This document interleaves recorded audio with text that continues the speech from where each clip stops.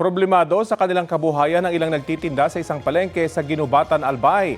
Matumal daw kasi ang benta, lalo na sa mga gulay, matapos ang ashfall ng Bulkang Mayon. May ulat on the spot si Bea Pinlac. Bea? Rafi, mula taniman hanggang palengke, talagang damang-dama ang dagok na dulot ng pag-aalboroto ng Mayon Volcano dito sa Albay. Dito sa Ginubatan Market, nangangamba ang mga tindera na tumaas palalo ang presyo ng gulay dahil sa pinsala sa agrikultura matapos ang ashfall noong May 2. Lunes na Lunes, kapansin-pansin ang tumal ng mga mamimili dahil daw sa takot na may abo pa ang paninda nila.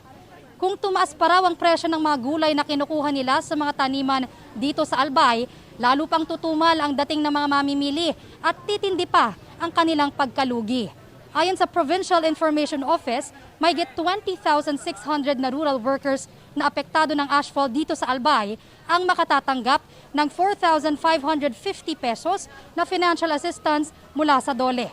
Narito ang pahayag ng ilan sa mga nagtitinda rito sa Ginubatan Market.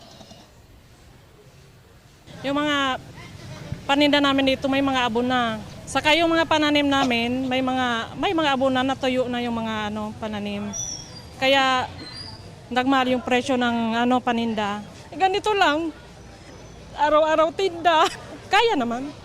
May mga tumutulong naman. Kaya ngayon, yung mga namamakal, namimili, unti-unti, baka daw may abo pa daw, baka daw maano sa pagkain. May tanim din kami doon sa bulod, naapektuhan man. Kaya ngayon, back to na naman kami, zero. Tanim na naman kami.